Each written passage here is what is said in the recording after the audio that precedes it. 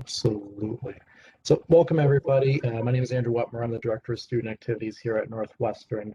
And I was kindly asked to help facilitate this. I see Brooke, our president, has joined us. We'll be doing introductions with all of our administrators that are here on the call.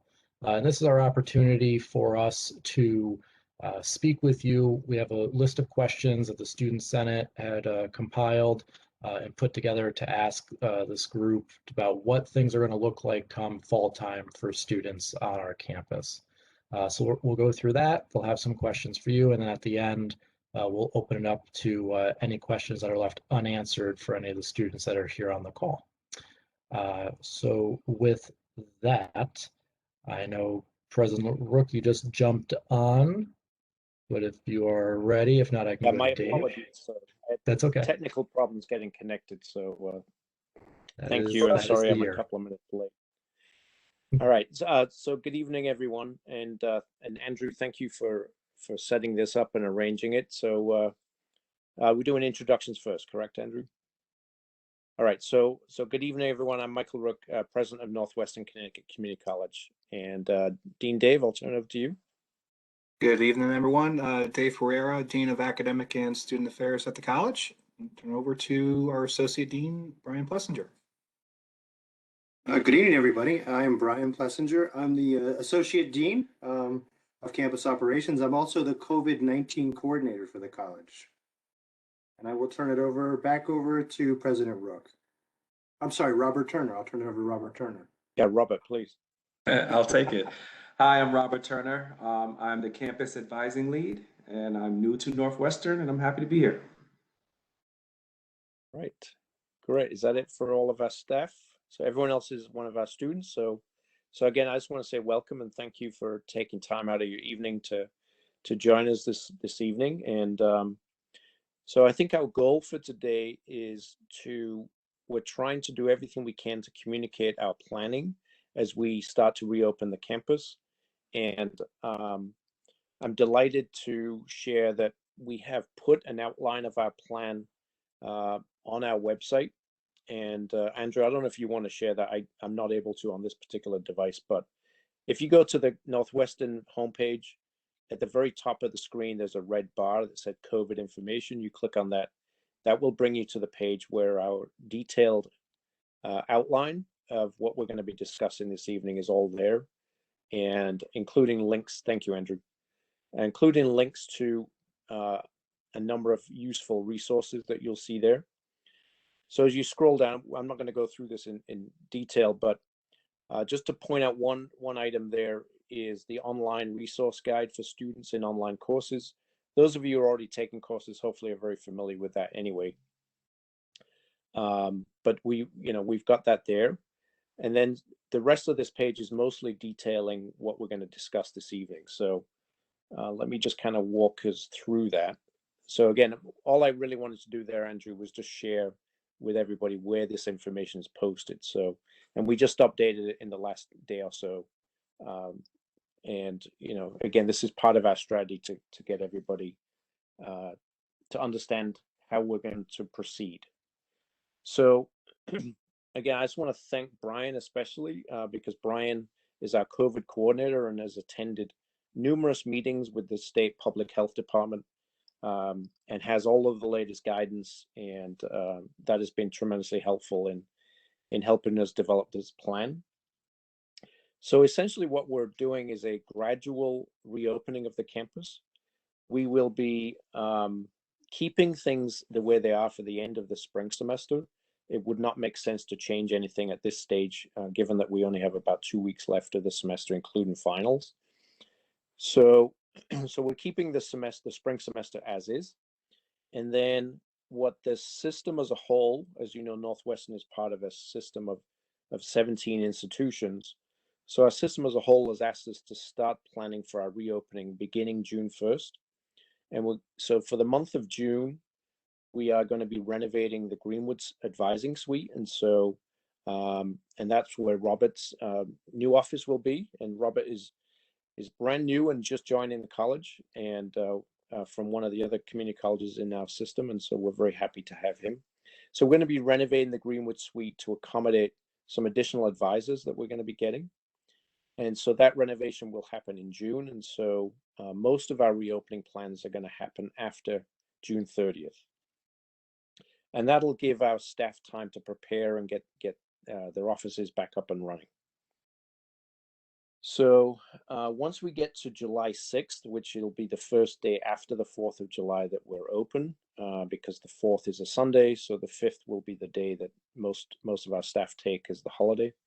So starting on Tuesday, July 6th, we will be opening the Greenwoods building for our student services. And as you know, most of you, I'm sure, know, Greenwoods contains our financial aid, our admissions, our advising area, and our registrar and cashier. So that building will be open for the month of July until August 15th.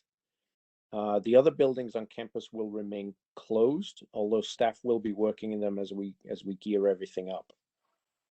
All right, but we will have those staff meetings, the Greenwoods services open with limited staffing in each of those departments so students can get the services that they need.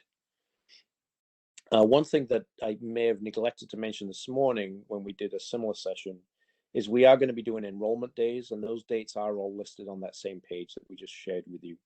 So the enrollment days are obviously targeted at incoming students that are new to the college.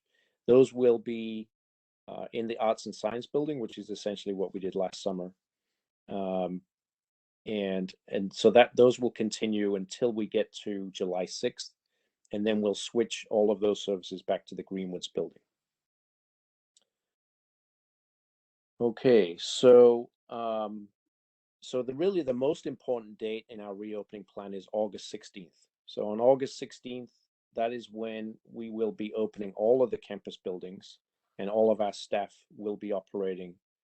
I wouldn't say exactly normally, because it's not quite the old normal, but what we're asking staff to do is to stagger their schedules so that we try to minimize the number of staff in any given office for obvious reasons.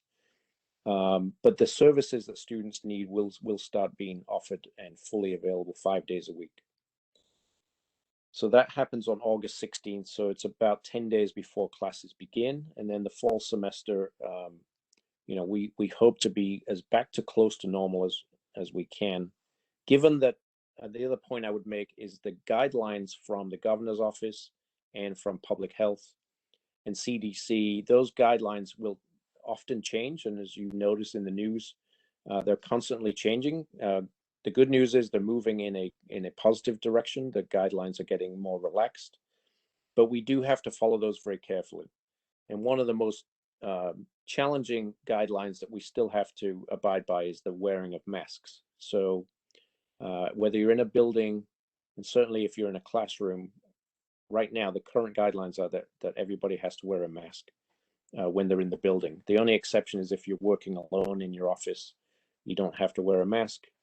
But certainly if you're a student in a classroom, the instructor and the students do have to. Now that could change. The governor can rescind that requirement at any time, and likely will at some point, but we just don't know when that will happen. All right, so those are our general outline of our reopening plans, and Dean Dave's going to go through our scheduling process, and then Associate Dean Plessinger will go through some of the more detailed requirements. So let me answer 3 other questions that Andrew gave me. So the next one is, are professors required to be vaccinated? And the answer to that is no. The state of Connecticut current law does not allow us to require anyone to be vaccinated. It is extremely and strongly and vehemently recommended that everybody be vaccinated, but we cannot require it. And the same thing applies to students for the same reason. So as you probably know, the vaccine is, whether it's Pfizer or Moderna or Johnson & Johnson, those 3 vaccines are all under what's called an emergency use authorization. It's really hard to say that. And because of that, it's kind of like a temporary approval. It's not a permanent approval. Because of that, they cannot be required under state law. All right, and so it is voluntary that people get vaccinated, and we strongly recommend it.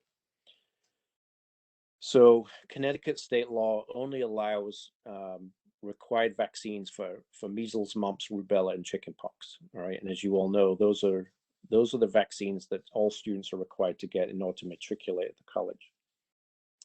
And so that is the rule about vaccines. So again, we can't require them. We do strongly recommend that people get vaccinated. And you know, again, for people that are not vaccinated for whatever reason and are not, you know, comfortable being on campus, we would strongly recommend that they take online courses. Okay, so that covers those two questions about can vaccines be required. There are colleges around the country that are requiring vaccines for students and for employees.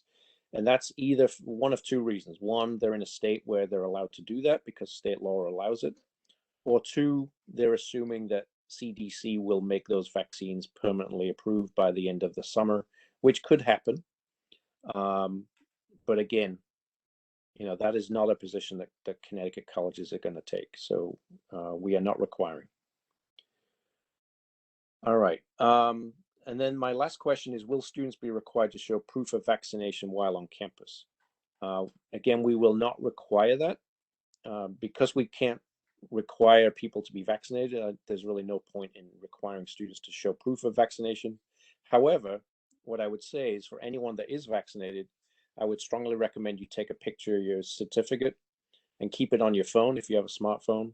And that way you know, because I would not recommend carrying around your card because, you know, it's going to get a little bit chewed up over the months. So what I would do is take a picture of it, and that way you always have proof of vaccination easily accessible. And there will be a lot of places, I'm sure, over the coming months that will be asking you to prove that you are vaccinated, but at the college we are not doing so. Okay. So what I'm going to do there is pause and just see if anyone has any questions, because I know I just threw a lot of stuff out there, and just take any questions before I go on to my last question. So please feel free. And if you can unmute, I think that's probably my preferred, because I always have a hard time seeing the chat. But Andrew, if you could help me out, if anyone does put something in the chat, please let me know. Will do. So will the tutoring center be open? Right. Dave, I'm Brian gonna. or Dave question. Yeah. Yeah, Brian or Dave, you want to take Yep. that one? I can take it. Yes. So the Tutoring Center Academic Success Center will be open for the fall semester.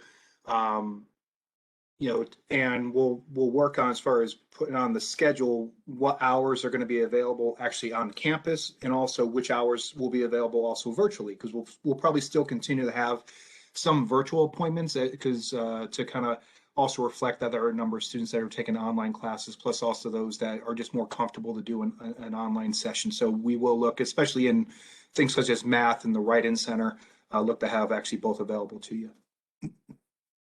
Okay, Great. thank you. Great question. Great question, Matthew. Thank you. Yeah, and so, you know, we're striking a delicate balance here. We're trying to keep everybody safe. We're trying to provide access to all of the services. And so, you know, we're trying to navigate those things as best we can. And so by offering, you know, services on campus starting in the fall, and also offering virtual services such as tutoring and advising appointments and so on, you know, we hope we're giving everyone as much access to those services as possible. So that is certainly our goal. All right. So are there any other questions? Then I have a question for our students. Anything else in the chat, Andrea? No? Okay. So the question I want to, and I ask this a lot because it is one of our biggest challenges, is communicating with students, right? How do we get the word out to students so that they know what we're talking about here? Because obviously a lot of students are not participating in these forums. So part of our approach will be to send this through email and to send a link to the webpage that we just showed you. We will likely be sending out a text message with the link in there as well. And you know, and also through social media. But I'm always eager to hear if there are other channels of communication that might work better, and which channels are better than others. So I'm probably not going to follow Dave's suggestion this morning, which was for me to make a TikTok video. I don't know. I'm open to it, but it's not my area of expertise by any means. My teenage daughters, they could be great coaches, but a TikTok video, I wouldn't even know where to begin. So let me just pause and just see. I'd love to get your feedback on how do we communicate the reopening message to our students. Anybody got any great ideas, or which method do you find is more convenient and you might pay more attention to? Yeah, Charlotte. I think it does depend on the student because not all students have an email. Like, Right. not all students look at their emails. Not all students have social media. Yeah. So I personally think that it may be a good idea to have people, like, if people like have each other's phone numbers, I that might be a good idea. Like, to send them a text in case they do have have a phone number. Yeah. Like, to the college. So yeah. So let me ask you this, because you know, we use our text messaging system, and you know, we can so I don't know if you saw, was it 2 weeks ago we had a tornado warning, and so we sent out a warning that way. So that's often one of the quickest and most efficient ways to get a very quick message out to students, and we can put links in those to a web page with more detailed information. Now that system is really designed for emergencies like tornado warnings, but I'm open to using it for other purposes. But we try not to flood people with too much messaging that way, because you know, it's kind of like the boy who cried wolf, right? We don't want to turn people off from looking at emergency notifications. So what are your thoughts on that? Is that helpful to send things out that way? Do people find it intrusive or helpful? I know I personally like the text message because I'm like, I'm Okay. always on my phone or whatever, and it's Yeah. just easy access. All right. And so when that tornado warning message went out, you all saw that and Yes. quick. All right. And did you all know there was a tornado warning at that point? I knew, but or at least I personally knew because I also have an older brother who works at the Torrington school system Yep. as a paraprofessional, so I kind of knew about that as well. So Okay. All right. but it's nice to get, like, in case I'm not on my email, it's nice to get a text Yeah. message Yeah. in case I just don't have the brain cells to look at my email. All right. Yeah. I mean, I agree. That's the way I am. If I see a text message, I'm going to see it a lot quicker. All right. So that's really helpful feedback, because I'm always struggling with how much is too much. And, you know, it sounds like you're all strongly in favor of if it's a really important message, we'll get it to you via text, but we'll try not to inundate, you know, with trivial stuff. We'll save it for the really important stuff. And so that's great feedback, and I love to get that. So thank you for sharing that. All right. Mike, Does I just anyone wanted have to any? share Yeah, Andrew. in that May says she agrees that text would be best with a link and an email to a person's personal email, not necessarily their school's email, as a comment there. But I Right. believe, and Dave, you might have to answer, there's limitations on what we can do with Yes. that, correct? Yeah. Yeah, we can send things about links to the coronavirus site and things that are public facing. We just can't send anything about student records over to personal Yeah. emails, obviously. But yeah. Right. So there you go. Yeah. All right. Okay. So if everyone's good with those, I'm going to turn it over to Dean Dave to talk more about the schedule. All right. So what I'd like to just talk to you briefly about is how the fall schedule is going to look. Because obviously, with the summer, we're still going to be, primarily, online with classes, with a couple of few exceptions in our, our nursing program and things of that nature. So, but for the most part, and when you go on and, our schedule is now live and you can go ahead and register, there's a few different ways to be able to take classes this fall. So roughly, 45 to 50% of the classes will be in some type of on-ground format, either traditional on-ground or a hybrid. And then the other, 55% will be some type of online version, online or live remote. So, we tried to have a breakdown that way for a couple of reasons, especially in our high enrolled classes, like your Englishes and maths. We tried to do a mix of both. And the reason for that is, one, we throughout this pandemic, there are some students that are taking the online classes and they really like it. They said, this is great for my schedule. I'm doing well in the online classes. I'd love for that to continue on moving forward. Or I'm still not comfortable yet committing to coming on ground for the fall semester. I want to wait a little bit longer. Then there is also a group of students who said, I tried that online thing and I only did it during the pandemic. I can't wait to get back on campus. So there's both populations. And so we were trying to find that balance and offer both to you, depending on what works for your schedule and your personal preference. So whenever you go into the course search, whenever you see by instructor type, when you see TRAD, that's traditional, that's basically before COVID, Tuesday and Thursday, you'll be in that classroom, as we said, as of right now with a mask, at a 3-foot social distance is the current guidance that we'll have for the fall semester. But as you're kind of getting a sense of a theme, that's as of April 29th at 6:24. The guidance is kind of like weather in New England. If you don't like it, wait 5 minutes. It will probably change. So check that, so that's why that website that President Rooks shared is really important, because any updates that we do have will be right up on that site. And definitely I'll make some time for some questions in a little bit. Yep. Then for online, so that's the traditional, that's the TRAD. And then you'll see the HYBR, that's our hybrid. That's where, half of the class is on ground, half the class is online. And then, as you know, there's the ONLN, which is your asynchronous. You can work on the class work at 3 o'clock in the morning in your pajamas, or you can work on it at 10 o'clock in the morning in your pajamas if you're a late sleeper. Whatever works for you as far as that schedule. And then the LRON, that's our live remote. Tuesday and Thursday, instead of being in the classroom, you're over on your laptop with Professor Beck or whoever it might be. So that's the course types we'll have set up for the fall semester.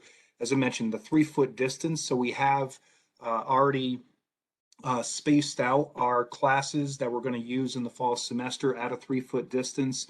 So the caps, the amount of students in each class will be a little bit lower, but not that much lower at the 3-foot distance. And again, if that goes away and there is no physical distance guidelines, we'll probably look at it the way it was before COVID, as far as number of students inside of classrooms. Another question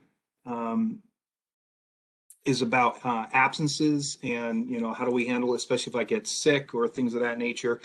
Kind of like, with the pandemic, where if you do get sick, to definitely work with your professor to work on a plan to catch up. Because I think they've been throughout the pandemic, I think, pretty understanding about, hey, when or if you had to go into quarantine or an isolation, to kind of be flexible with those things, so you can still get caught up with any work that you do need to get done.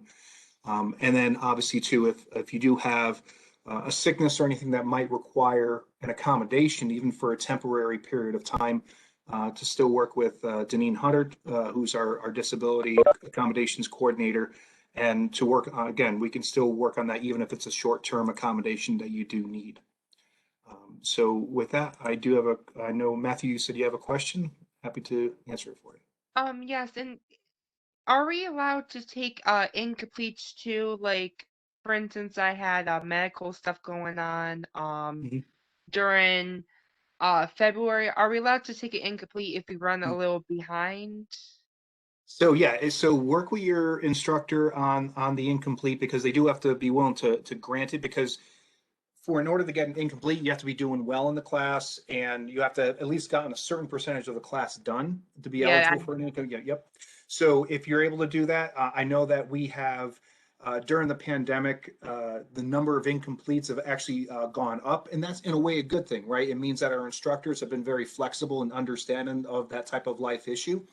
And so definitely work with your instructor on that. And always the recommendation I have, if you need to take an incomplete for the spring semester, is get the work done, get caught up over the summer. So therefore it's done before, because I know you have up until the 10th week of the fall semester to get the work done. However, you're going to have classes in the fall. And so I don't, we want to make sure that you're not stressing out at week number 9 or 10 in the fall semester where you're doing your classes for the fall while also still trying to catch up from the spring. So that's my big recommendation if you do need to take any type of incomplete for the spring semester, where even if the instructor is not going to grade the material over the summer, get it done over the summer. And as soon as the instructor is back in the fall, work to have that incomplete taken care of. Okay. And it's okay if we take all like on ground classes if I was to choose like all of them on ground, is that fine? Yep, that's perfectly fine. As I said, there are some students, and if the schedule works out to where, yeah, look, I have an option to take all my classes on ground. Absolutely, we have allotted the number of on ground classes to be where, in essence, we can have the amount of people there. We also, as far as from a schedule perspective, each classroom there will be kind of like you go in blocks of classes. Every other block is when the actual class will take place in a certain room, because that'll allow us, and Associate Dean Plessinger will talk about that we're going to also have cleaning procedures too. So we want to make sure that whenever you walk into a classroom, it is one that has already been cleaned. So so that's why we've set it up that way to where we have. But yeah, if you have a schedule that works out that way, and you say, hey, look, I want to be 100% on ground. If you could build that, that's awesome, and definitely so. We've had some already, in particular in our allied health and things of that nature, where a lot of that has been on the ground. Yeah, I was only asking because I'm about to actually get my second Pfizer vaccine, so I do have the CDC card. So Oh, perfect. Yeah, that's great. Good for you. Actually, I get my Yeah. second Moderna on May 9th, so I'm excited to be fully vaccinated by the end of May. So good for you. I said, I definitely do encourage folks to do that, and because as you mentioned, if you wanted to then go ahead and travel or do other stuff, I think they'll be open to you. okay, Great. thank you. Yeah, you're welcome. And then last thing I'll leave you with too is as kind of similar to a question earlier by Matthew, is that other services too. Our library will be open in the fall semester for students 5 days a week. But at the same time, if you want to make a virtual appointment for a reference appointment, you can do that as well. So we're trying to make sure that the services are around for you to take care of all your needs that you may have. So with that, we're definitely excited to physically see you back on campus if you would like to be back on campus, and happy to give you a fist bump or an elbow bump or whatever is going to be socially allowed during that period of time. I said I think you're excited to be back on campus and I know a number of faculty and staff are as well. Just to see people again is a lot of fun. And do we to be working physically in the tutoring center? Do we have to make appointment online and select something, or do we make it there? So we're still working out the final details. Probably what we'll most likely do as far as the virtual, if you're going to make it a virtual time, that'll probably be by appointment. And then but we may have some walk-in abilities over for the tutoring center or the ability to highly encourage appointments. We're still working out those final details. But then also at the same time, we may also try to just advertise certain things. I know, for example, around midterm exam time and final exam time, we may be trying to do review sessions and stuff for, let's say, a math class. We'll try to actually do that and advertise it and put it in a classroom so everybody could be socially distant. Okay, thank you. Great questions. All right, and so with that, I will turn it over to our Associate Dean, Brian Plessinger. All right, thank you, Dean Dave. So once again, I'm Brian Plessinger. I'm the Associate Dean of Campus Operations. And I have some questions that are related to operations and to COVID-19 protocols. So I'll just go ahead and read through those, and feel free to ask me any questions as I go along. So the first question that actually came, and I know President Rook answered this earlier, but I'll just go over it once again. And the question is, will the whole campus be open to all students? And the answer is yes. The whole campus will be open to students starting on 8/16. So that's August 16th. And as President Rook spoke earlier and pointed out, we will actually have a limited opening of Greenwoods. So Greenwoods will be available for walk-ins starting on July the 6th. So for that period of July 6th through August 15th, just Greenwoods will be open. You'll be able to obviously walk in if you'd like to. You'll be able to make an appointment if you'd like to, and you'll be able to be virtual if you'd like to as well. But the entire campus, that means all the buildings which haven't been opened in quite a long time, will be open starting on August 16th. The next question is related to COVID-19. And so the question is, what's the response? So what should you do if you test positive for COVID-19? And this is the same as in the fall as it is right now. So first of all, if you test positive, if you happen to be on campus, you should immediately leave campus and go home and isolate. And then you should inform me, I'm the COVID-19 coordinator, and let me know. And we can kind of track down where you've been, who you may have been in contact with, and provide all that information to the local public health department for contact tracing. But if you do test positive, please understand that there is a 10-day isolation period. So you have to go through that 10 days. And then once the 10 days are up, provided that you are symptom-free with no fever, then you can come back on campus at that point. And so that has been the procedure throughout. Fortunately, we haven't had a lot of cases on campus. We hope it continues in the fall, of course. And I know Matthew actually said that he's getting his second Pfizer shot here shortly. If you haven't gotten a shot, and I forgot to mention this in the meeting we had earlier today, we will have a vaccine clinic on site at some point in May. We don't have the exact date yet, but you will be eligible to sign up and come on in and get your first shot in May, and probably not probably, but the second shot will actually be available, and I would say it'll probably be in June, depending on the 3 or 4 weeks and which shot we actually get. So if you'd like to come in and do it then, that would be great. And then the next question was about what is the cleaning protocols? And I know a lot of you haven't been on campus for quite a while, but we actually, we go through, and I'd say the first thing that we do is we go through the classrooms. So we make sure in between every single classroom, we actually go through and we clean that classroom. We also do all the high touch areas throughout the day, which basically means, doors that you come in and out of in the buildings. We wipe the door handles, we do those kind of things. And we also do the bathrooms on a regular schedule in every building that's used. And so we'll be a lot more active, I guess you could say, as far as cleaning goes. The CDC has kind of reduced a lot of those protocols, but just be aware that whenever you go into a classroom, it's going to be clean. We'll also have hand sanitizer and wipes as you walk into your classroom. And so if you'd like to clean it again, please feel free to actually go ahead and, grab some of the wipes, clean your hands again. And I would just recommend, like they've been saying for the last year or so, whenever you think about it, just wash your hands. Just keep washing those hands, and we'll try to keep everything as clean as we possibly can for you. Because really the goal is to have everybody who does come onto campus feel as safe as possible. And we'll take all the precautions necessary. Now, the next question is actually related to eating on campus, because I know Dean Dave just talked about the mask mandate, and I know President Rook talked about it earlier. But that's one thing in indoor spaces that we will still have.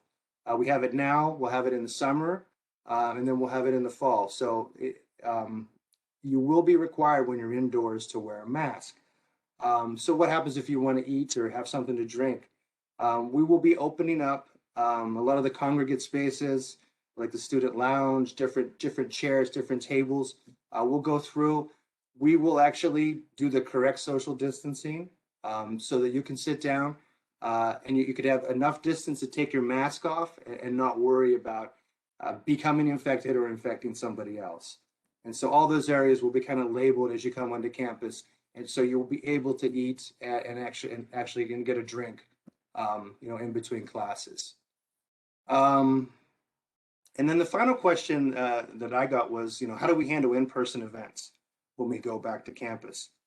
And as I just mentioned, we will actually require all of our events, all of our classes at this point will require at least 3 feet of spacing with masks worn at all times, whether it's indoors or outdoors, just around campus.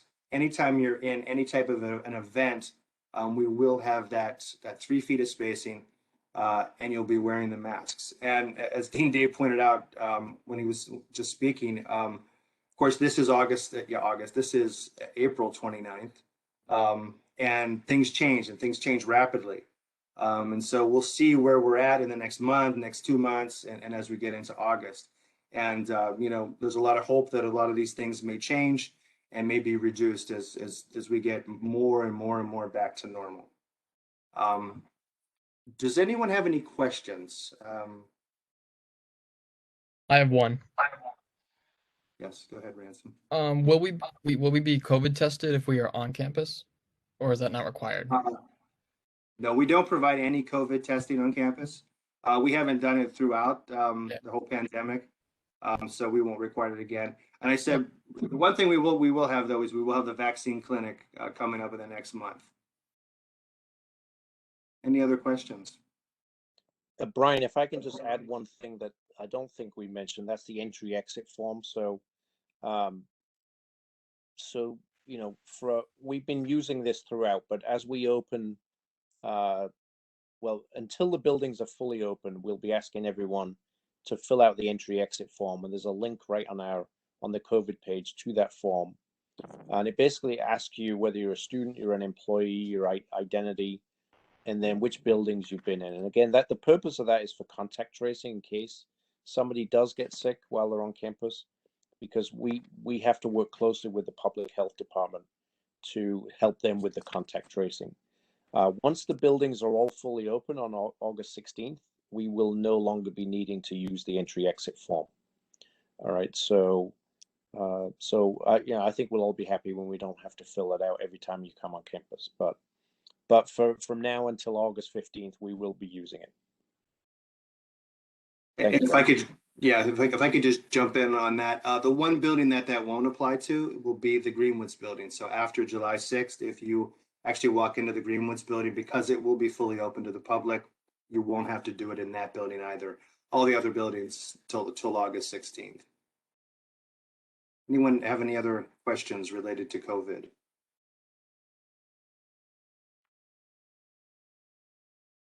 Can I ask a question to the students? So how easy is it to get a vaccine appointment right now? And how helpful would it be to have a clinic, like a mobile vaccine clinic available to students here on campus? I know for me at least, it was quite challenging. But and then until like a week ahead, until like a certain time a while back, I was able to get one. But Yeah. it would be nice to have that option in case people weren't like, I want to get this done sooner rather than later. Yeah. So hopefully there are students out there that need that, and so we'll find that helpful. I think they can vaccinate up to 150 people in a day. So we don't expect that many people, but so what Brian's going to be doing is working with the health folks to determine when we can offer that, and it'll likely be in a parking lot on campus, so people can just I don't know if it's appointment based or walk up. Probably appointment based, I think, right, Brian? It's either way. It's going to Okay. be walk up, but the walk ups will be allowed, and it will actually it'll take place in the Greenwoods multi-purpose room. So we'll actually have people park in the parking lot there, come in through one door. You'll get your shot. There'll be an area for observation, and then you'll go out the back door if you know the multi-purpose room. And like I said, if it's the Pfizer shot, you'll return 3 weeks later to the day. If it's the Moderna shot, you'll actually return 4 weeks later. And as far as I know, they're not going to offer the Johnson & Johnson at this point. I know it's back in the state, but I haven't heard in like with everything else, that could change. Great. So hopefully in the next week or so, we'll have that date set up, and then, you know, we'll probably send a text message out about that to let people know when that's going to be offered. So if you know anyone that's struggling to get an appointment and wants to be vaccinated, then let them know that that will be available at some point.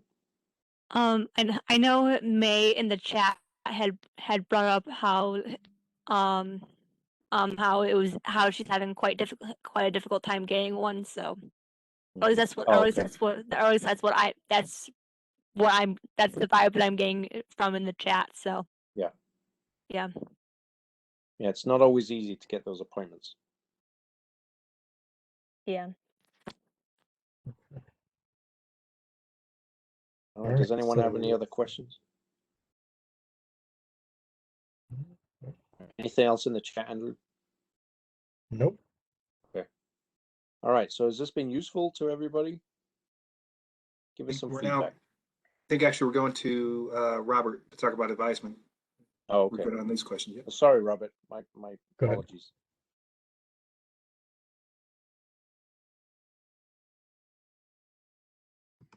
Sorry, I had to unmute myself. Good evening, everybody. It's evening now. So again, my name is Robert Turner. I am the CAL, also known as the Campus Advising Lead. And the question, I only have one question. You know, everybody had multiple questions, but I had one. But it's a good question. And before I get to that question, I think we need to talk about enrollment days, because I do understand some students want to see an advisor face-to-face. So starting May 20th, every Thursday, all the way till July 1st, we'll be available to meet face-to-face with students, of course, following COVID protocols, from 10 to 2. And that's all students. You can go ahead and register on the advising webpage if you would like to set something up like that, but there will be advisors available.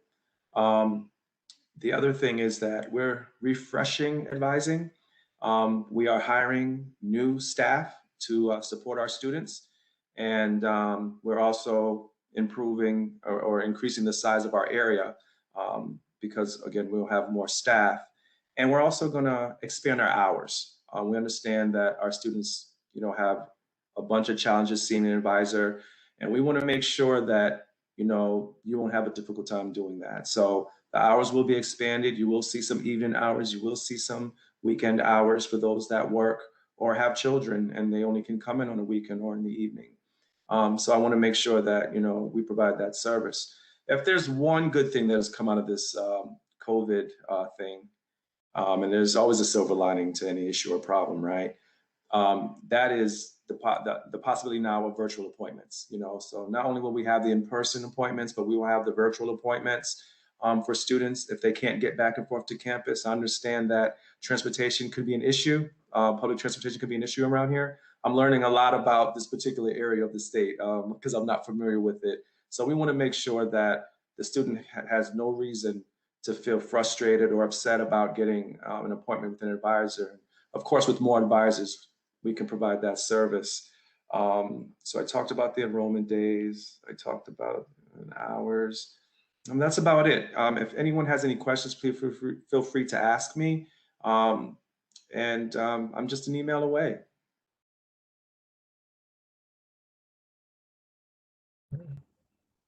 And I know Ruth's not here, so maybe I can talk briefly about the Student Emergency Fund and the other support services. So we do provide a lot of support services, and you know, we're continuing to offer those. So we do have a food pantry on campus that hopefully many of you are familiar with and can let other students know if they need to, if they have, you know, challenges, you know, getting food. We have a student emergency fund for students that are struggling with a particular bill or, you know, rent or something like that. And you know, that is generously supported by a lot of our community members, and our faculty and staff also contribute to our student emergency fund. And then, you know, Dr. Ruth Gonzalez, you know, is a great resource. So she is connected to a lot of different community agencies. So if any students need, you know, to talk to somebody or have housing issues, you know, I think we do a fabulous job of connecting students to those resources in the community. So again, whether you need them or someone else needs them, you know, please make sure students know that those supports are there. And even during COVID, we've continued to offer them. So, all right, anything to add on that, Dave? Did I miss anything out on the supports? I think you kind of covered it all. Also, you know, same thing with, you know, in the fall, any of the other support services, food pantry, things of that nature will still also be there. And, you know, Andrew, is there anything else that you want to make sure we highlight with that? No, just I guess along with Brian, you know, these services, Dr. Gonzalez's office is going to be relocated to the Goulet building. So counseling services, and I believe our care closet, which we'll be creating there. Most of those services are going to be housed right there. So kind of central location between all the buildings, and accessible. But I want to encourage everyone that if you have a need or something's going on, talk to anybody so we can get you to the right people.